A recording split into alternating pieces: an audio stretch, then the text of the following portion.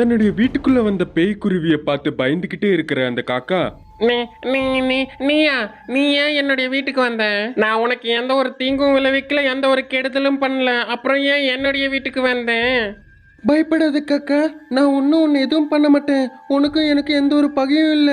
நீ என்னுடைய எதிரியும் கிடையாது. பெண்ணா, நீ என்னுடைய வீட்டுக்கு எதுக்கு வந்த? தெரிஞ்சு கேக்குறியா இல்ல தெரியாம கேக்குறியா காக்கா? தெரிஞ்சிருந்தா நான் ஏன் கேட்க போறேன் குருவி? உனக்கு தான் தெரியுமே, நீ உசுரோட இருக்கும்போது நம்ம 2 பேரும் எவ்வளவு நல்ல நண்பர்கள்னு. இப்ப சத்து பேயானக்கு அப்புறம் எல்லாத்தையும் மறந்துட்டியாடி குருவி? இப்ப கடந்த காலத்துல என்னுடைய வாழ்க்கையில நடந்த அந்த எந்த ஒரு விஷயம் எனக்கு ஞாபகம் இல்ல. அப்படி ஒருவேளை ஞாபகம் வந்தாலும் நான் சுத்தமா அதை திரும்ப ஞாபகப்படுத்த விரும்ப மாட்டேன். இப்ப எனக்கு இருக்கிற ஒரே ஒரு வேலை, அந்த கழுகையும் அதோடைய பசங்களையும் சாவடிக்கணும். உண்மையை சொல்லு காக்கா, அந்த கழுகு தன்னுடைய பசங்களை எங்க கூட்டிட்டு போயிருக்கு? இப்ப அது எங்க தங்கிட்டு இருக்கு சொல்லு காக்கா. அப்படி அந்த பேய்க்குருவி கேட்டுட்டு இருக்கும்போது ரொம்பவே சோகத்தோட மூஞ்சிய தொங்க போட்டுக்கிட்டு அந்த காக்கா தனக்குள்ள தானா, இப்ப அந்த கழுகு பத்தியோ தன்னுடைய பசங்களை பத்தி எங்க தங்கி இருக்கிறாங்கன்னு நான் சொன்னா, அந்த கழுகு தன்னுடைய மூக்காலேயே என்ன கொத்தி கொத்தி சாவடிக்கும், மற்றும் அதோட கால்களால என்ன பிச்சு துண்ணுடும். அட, இதெல்லாம் நினைச்சு பார்த்தாலே எனக்கு உடம்பு பூரா நடங்குது. ஓரளவுக்கு சொல்ல போனா அந்த கழுகை விட இந்த காக்காவை எவ்வளவு மேலு. அதனால சோகமான மூஞ்சியை வச்சு அதுகிட்ட எனக்கு தெரியாதுன்னு அலற மாதிரி சீண்டு போட்டேன்னா அதை நம்பி என்னுடைய வீட்டுல இருந்து கிளம்பி போயிடு, எனக்கு எந்த பிரச்சனையும் இருக்காது. அப்படி நினைச்சிட்டு இருக்கும்போது அந்த காக்காவை பார்த்த பேய்க்குருவி, இத பாரு காக்கா, நீ அலற மூஞ்சி வச்சா உன்னை நம்பி நான் உன்னை விட்டுட்டு இங்க இருந்து கிளம்பி போயிடுவேன் மட்டும் நினைக்காத. அப்படி சொன்ன உடனே அந்த காக்கா பயங்கரமா ஷாக் ஆயிடும். கண்ணை திறந்து பயந்துகிட்டே அந்த பேய்க்குருவிய பாக்கும். மறுபடியும் தன்னுடைய மனசுக்குள்ளேயே, ஐயோ ஆமா, இது பேயானக்கு அப்புறம் நான் மனசுல நினைச்ச எல்லாத்தையும் தெரிஞ்சுக்குதே, இதுல இருந்து எப்படிப்பா தப்பிக்கிறது? அப்படி யோசிச்சுக்கிட்டே கிளம்பி போன நிலையில இருக்கும். எனக்கு நல்லா புரியுது காக்கா, நீ என்கிட்ட இருந்து ஏதாச்சும் ஒண்ணு சொல்லி தப்பிக்கலான்னு பாக்குற. சரி, அது எனக்கு நல்லாவே தெரியும். நீ அந்த கலைக்கு எங்க இருக்குன்னு எங்கன்னு சொல்ல தேவையில்லை. ஆனா ஒரு விஷயத்த மட்டும் எனக்கு சொல்லு காக்கா. அட, அது என்னது பேய்க்குருவி? நமக்கு கல்யாணம் நடந்து பசக்கம் பிறந்தப்ப இந்த கழுகு நம்மளுடைய வீட்டுக்கு வந்து நானும் என்னுடைய பிள்ளைங்களும் அந்த கழுகை எவ்வளவு கெஞ்சி கேட்டாலுமே கொடூரமா ரொம்ப வெறியோட நீ பாத்துட்டு இருக்கும் போது எங்களை கொண்டு சாப்பிட்டுட்டு இருக்கும் போது என்ன பண்ணுவ? நம்மளுடைய பசங்களையும் மற்றும் உன்னையும் அந்த கழுகு கிட்ட இருந்து காப்பாத்த என்னோட முழு சக்தியும் நான் உபயோகிப்பேன். அது கூட எதிர்த்து போராடுவேன். ஆனாலும் உன்னால காப்பாத்துக்க முடியல, நீயும் இறந்துட்ட. நம்ம குடும்பத்தோட இறப்புக்கு காரணமானவனை நான் பேயை திரும்பி வந்து அவனை வேட்டாடி சாவடிப்பேன். இப்ப நான் பண்றதும் அதேதான் காக்கா. அந்த விதமா சொல்லிட்டு அந்த பேய்க்குருவி அங்கிருந்து கிளம்பி போயிடுச்சு. அப்ப காக்கா கொஞ்சம் நிம்மதியா மூச்சு விட்டுது. அதன் பிறகு அந்த பேய்க்குருவி ஒரு மரத்தின் கீழே உட்காந்துச்சு. இந்த கழுகு தன்னுடைய பசங்களை அழைச்சுக்கிட்டு இந்த காட்டை விட்டு மட்டும் போகவே இல்லை. இந்த காட்டுக்குள்ளதான் எங்கேயோ ஒரு இடத்துல ஒளிஞ்சிட்டு இருக்கு. மற்ற தன்னுடைய பிள்ளைகளை காப்பாத்திட்டு இருக்கு. ஆனா எப்படி, எங்க இருந்து? தன்னுடைய பிள்ளைகளை காப்பாத்திக்கணும்னு உணவு தேவைப்படும். ஆனா அந்த கழுகும் தன்னுடைய பிள்ளைகளும் அதோட உணவு சாப்பிடணும்னா இறைச்சி கண்டிப்பா தேவைப்படும். ஆனா இந்த கழுகை எங்க இருந்து இறைச்சி எல்லாம் தூக்கிட்டு போகுது? ஆனா எப்படி அதால கொண்டு போக முடியுது? கண்டிப்பா அந்த கழுகுக்கு யாரோ வெளியால உதவி பண்ணிட்டு இருக்காங்க. முதல்ல அந்த உதவி பண்றது யாருன்னு கண்டுபிடிக்கணும். அப்பதான் அந்த ஒளிஞ்சிட்டு இருக்கிற கழுகு என்னால கண்டுபிடிக்க முடியும். அதன் பிறகுதான் அவங்க எல்லாரையும் கொல்ல முடியும். அப்படி யோசிச்சுட்டு இருக்கிற அந்த பேய்க்குருவிக்கு ஆத்தங்கரை ஓரமா ஓடிட்டு இருக்கிற நதியோட சத்தம் கேக்கும். இங்க கிட்ட எங்கேயோ ஓடுற நதி இருக்கு. அது பக்கத்துல நடந்து போற ஏதோ சத்தம் கேக்குது எனக்கு. ஒருவேளை அந்த கழுகா இருக்குமோ? அப்படி யோசிச்ச டக்குன்னு ஒரு செகண்ட் கூட வேஸ்ட் பண்ணாம ஓடிட்டு இருக்கிற நதியாண்ட வரும். அதே நேரத்துல கரையோரம் பக்கமா ஒரு கொக்கு மீன்களை பிடிச்சு அது ஒரு கல்லாண்ட அடுக்கி வைக்கிறத தென்படும். அப்போ அந்த பேய்க்குருவிக்கு எல்லாம் புரிய வரும். இந்த கொக்கு தான் மீன்கள் எல்லாத்தையும் பிடிச்சிட்டு போய் அந்த கழுகுக்கு உணவா தருதுன்னு. அப்போ உடனடியாக அந்த பேய்க்குருவி அந்த கொக்காண்ட வந்துச்சு. ஹலோ கொக்கு அவர்களே. அது கேட்டோடனே கொக்கு மீன் பிடிக்கிறத நிறுத்திட்டு அந்த பேய்க்குருவிய பார்க்க ஆரம்பிக்கும். அதோட அவ்வளவுதான், அந்த கொக்கு பயந்து போயிடும். அங்கிருந்து எப்படியாச்சும் தப்பிக்கணும்னு ஓட முயற்சிக்கும். என்கிட்ட இருந்து தப்பிச்சு ஓடணும்னு நீ முயற்சி செஞ்சா போதும், உன்னுடைய உசுரும் கையில இருந்து போயிடும். என்ன எதுவும் செய்யாத, நான் உன்னுடைய வம்புக்கே வரல. நான் என்னைக்குமே உனக்கு கிண்டல் அடிச்சதும் கிடையாது. தயவு செஞ்சு என்னை விட்டுரு. சரி, அப்படியே நான் உன்னை விட்டு விடுறேன். ஆனா அந்த கழுகு தன்னுடைய பசங்களோட எங்க இருக்குன்னு என்கிட்ட சொல்லிடு. சொல்லிட்டேன்னா போதும், நான் அடுத்த முறை உன்கிட்டே நான் நெருங்க மாட்டேன். அட, நான் உண்மையத்தான் சொல்றேன். ஓ பேய்க்குருவி, அந்த கழுகு தன்னுடைய பசங்களோட எங்க இருக்குன்னு தெரியாது எனக்கு. ஓ அப்படியா? அப்ப இந்த அளவுக்கு மீன்களை பிடிச்சி சேர்த்து வைக்கிற யாருக்காக இங்க? அட, எனக்காக தான் குருவி. தூக்கம் வரலன்னு சொல்லி இந்த மாதிரி சுத்தி பார்க்கலான்னு வந்தேன். அப்ப இந்த நதியோரம் பக்கத்துல மீன்கள் விளையாடுறது என் கண்ணுக்கு தென்பட்டது. அத்தனை மீன்கள் பாக்குறது இதான் முதல் முறை. அதனால புடிச்சு வச்சிட்டேன்னு நாளைக்கு ஏதாச்சும் தேவைப்படும்ட்டு எல்லாம் சேர்த்து வைக்கிறேன்டி. இப்போதைக்கு நீ புடிச்சு வச்சிட்டு இருக்க, அவ்வளவுதானே? அதுதான், அவ்வளவுதான். எதுக்காக நீ அவ்வளவு பார்த்துட்டு படுற? கழுகு தன்னுடைய பசங்களோட எங்க இருக்குன்னு உனக்கு தெரியும். ஆனா என்கிட்ட நீ சொல்ல மாட்டேங்கிற. இப்ப பாரு, அந்த விதமா சொல்லிட்டு அந்த பேய்க்குருவி கல் எடுத்து அந்த கொக்கு மேல தாக்குதல் நடத்துச்சு. தலைக்கு பயங்கரமா அடி விழுந்ததுனால அந்த கொக்கு அங்கேயே மயங்கி விழுந்துருச்சு. அப்போ பேய்க்குருவி அங்க இருந்து பறந்து பக்கத்துல இருக்கிற ஒரு மரத்தின் கிளை மேல உட்காந்துச்சு. பாறை மேல இருக்கிற மீன்களை பார்த்துட்டு இருக்கும். அப்படி கொஞ்ச நேரத்துக்கு பிறகு அந்த கழுகு சுற்றி முற்றி பயத்தோட பார்த்துக்கிட்டே எடுத்து வச்ச மீன்களை நோக்கி பறந்து வந்துச்சு. அப்போ அந்த பேய்க்குருவி அந்த கழுகை பார்த்து ரொம்பவே சந்தோஷப்பட்டது. மொத்தத்துல என் கையில வந்து சிக்கிட்ட நீ. அப்படி அந்த கழுகு மீன்கள் எடுத்துக்கிட்டு எங்க கொண்டு போகுதுன்னு பார்க்கணும்னு நினைச்சது. ஆனா மீன்களுக்காக வந்த கழுகு மயங்கி வந்திருக்கிற கொக்க பார்த்திருக்கும். அப்ப ரொம்ப பதட்டப்பட்டுக்கிட்டு அந்த கொக்க எழுப்ப பார்க்கும். ஏஞ்சிரு கொக்கு ஏஞ்சிரு, யார் உன்னை அடிச்சாங்க, இந்த நிலைமைக்கு யார் உன்னை ஆக்குனது, ஏஞ்சிரு. அப்படி கேட்டுட்டு இருக்கும்போது அந்த பேய்க்குருவி வந்து கழுகு முன்னாடி நின்னுச்சு. அதோட அவ்வளவுதான், அந்த பேயை பார்த்த உடனே கழுகு அங்கிருந்து தப்பிச்சு பயங்கரமா வேகமா ஓடி போக ஆரம்பிச்சது. ஆனா அந்த பேய்க்குருவியும் கழுகை பின்தொடர்ந்து அது மேல தாக்குதல் நடத்துச்சு. அந்த பேய்க்குருவி தன்னுடைய கால்களையும் மற்றும் தன்னுடைய ரெக்கைகளையும் உபயோகித்து அந்த கழுகு பின்னாடி தாக்குதல் நடத்துச்சு. அந்த வழியை பொறுத்துக்க முடியாம எப்படியோ கஷ்டப்பட்டு பேய்கிட்ட இருந்து தப்பிச்சு தங்க ரகசியமா கட்டியிருந்த வீட்டுக்குள்ள நுழைஞ்சிச்சு. அப்போ அந்த பேய்க்குருவி அந்த வீட்டு ஜன்னலாண்ட வந்து உட்கார்ந்துச்சு. ஓஹோ, இங்கதான் நீயும் உன்னுடைய பசங்களும் சேர்ந்து தங்குறீங்களா? ஆனா இனியோட உன்னுடைய பசங்களோட கதையும் உன்னோட கதையும் முடிய போகுது. அப்படியே என்னுடைய நீண்ட நாள் பக்கம் தீந்துரும். அப்படி சொல்லிட்டு இருக்கும்போது அந்த கழுகு புத்திசாலித்தனமா கொண்டு வந்த கிரோசன் டப்பாக்குள்ள இருந்த கிரோசனை அந்த பேய்க்குருவி மேல ஊத்தும். அதுல இருந்து தப்பிக்கலான்னு குருவி நினைக்கிறதுக்குள்ள கழுகு தீக்குச்சியை எரிச்சு அது மேல தூக்கி போட்டுரும். அதோட அவ்வளவுதான், அந்த பேய்க்குருவி எரிஞ்சுக்கிட்டே கழுகோட வீட்டுக்குள்ள நுழைஞ்சிரும். ஆனா அந்த கழுகு புத்திசாலித்தனமா வீட்டுல இருந்து வெளியில வந்துரும். அப்ப அந்த பேய்க்குருவி எரிஞ்சுக்கிட்டே கழுகோட பிள்ளைகளுக்காக தேடிட்டு இருக்கும். ஆனா அந்த வீட்டுக்குள்ள கழுகோட பிள்ளைகள் இல்ல. அப்படியே அந்த பேய்க்குருவி எரிஞ்சு சாம்பல் ஆயிடும். காட்டுல குளிர்காலம் ஆரம்பித்து விட்டது. அது இரவு நேரம். ஒரு மரத்தின் கிளைகள் மேல வரிசையா கூடுகள் கட்டி வாழ்ந்துட்டு வர காக்கா, கிளி, புறா அவங்க 3 பேரும் சேர்ந்து குளிர்க்கு எதமா இருக்க நெருப்ப பத்தி வச்சாங்க. ஓய் புறாவே, இத கேட்டியா நீ? அடே, இது ரொம்ப அநியாயமா இருக்கு காக்கா. நீ சொல்லாமலேயே கேட்டியா நீ என்கிட்ட வந்து நேரா கேக்குற எப்படி?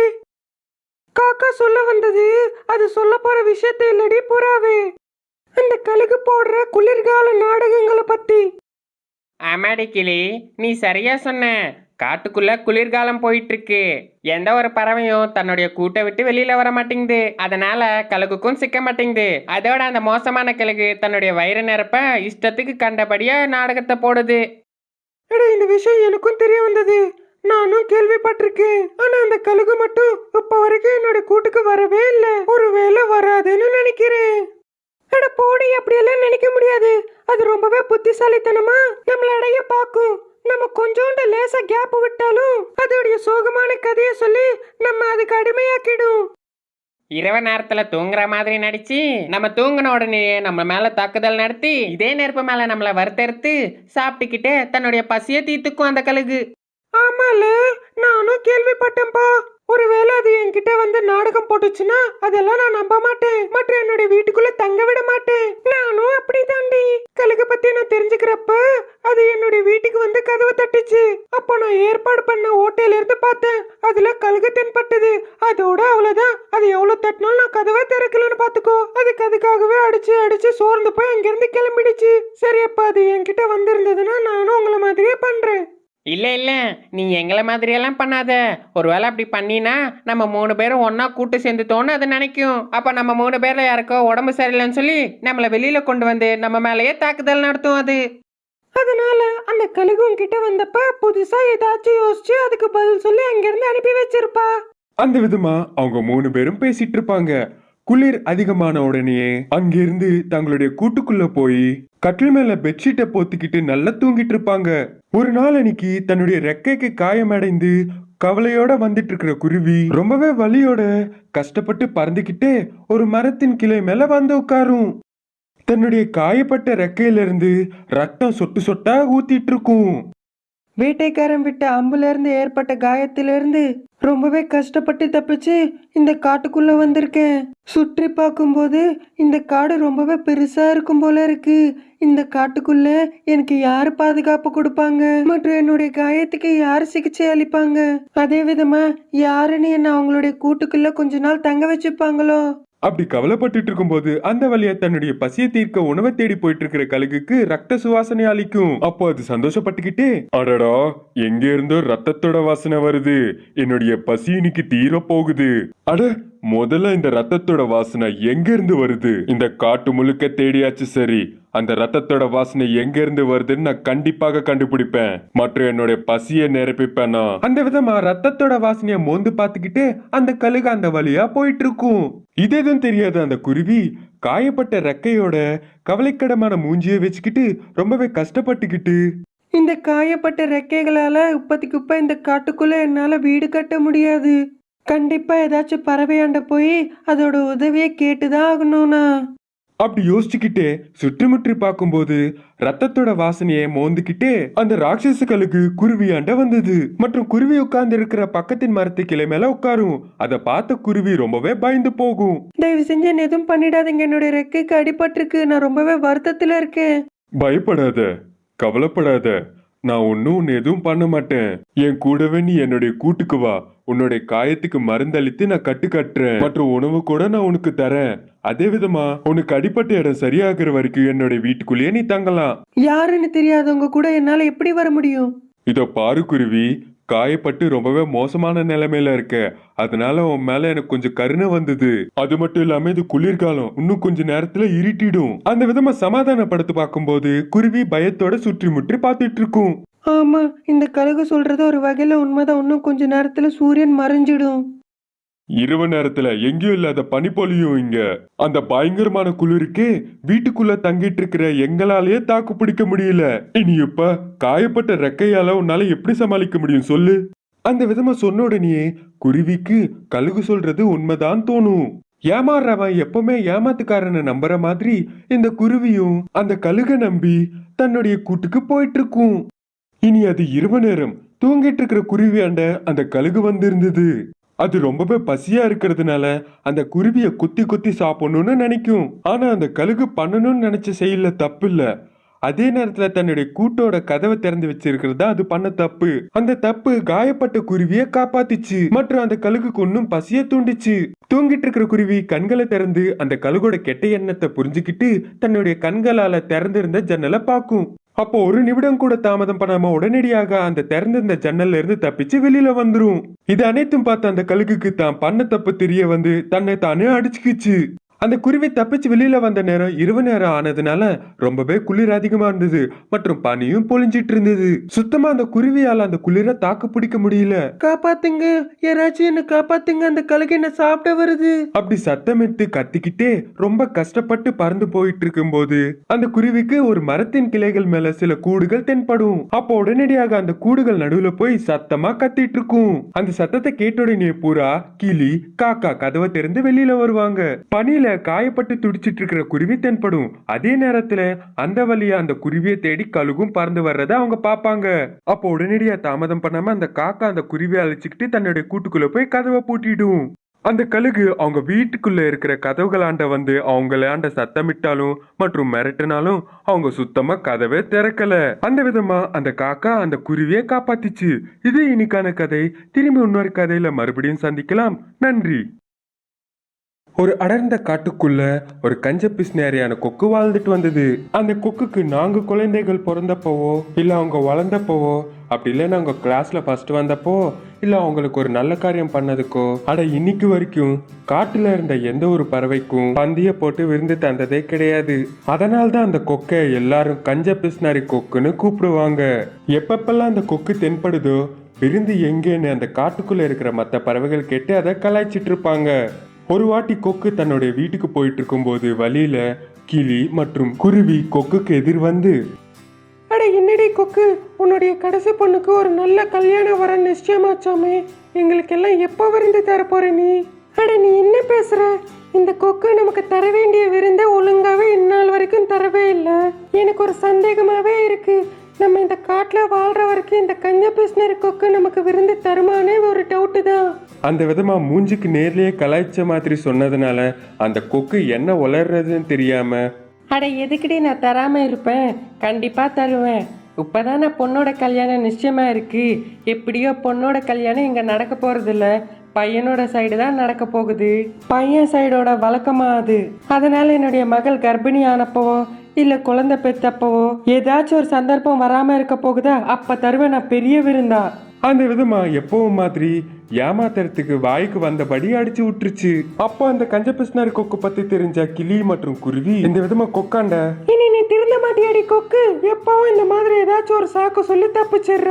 அந்த விதமா சொல்லிட்டு எரிச்சலோட அங்க இருந்து பறந்து போயிட்டாங்க. இந்த விதமா தன்னுடைய கஞ்ச பிஸ்னாரி புத்தியால அந்த காட்டுக்குள்ள இருக்கிற எல்லா பறவைகளாண்டையும் தப்பிச்சுக்கிட்டு தன்னுடைய வாழ்க்கையை ஓட்டிட்டு வந்தது அந்த கஞ்ச பிஸ்னாரி கொக்கு. ஆனா சில நாட்கள் பிறகு அந்த கொக்கோட கடைசி பொண்ணுக்கு ரெட்டை குழந்தைகள் பிறந்தாங்க. அந்த செய்தி காட்டு முழுக்க பரவிடுச்சு. அப்போ அந்த காட்டுல இருந்த எல்லா பறவைகளும் ஒரு இடத்துல ஒண்ணு கூடி இந்த விதமா பேச ஆரம்பிச்சாங்க. நண்பர்களே, இதுதான் ஒரு நல்ல வாய்ப்பு. எப்படியாச்சும் அந்த கஞ்ச பிஸ்னர் கொக்காண்ட இருந்து விருந்து வாங்கியே ஆகணும்.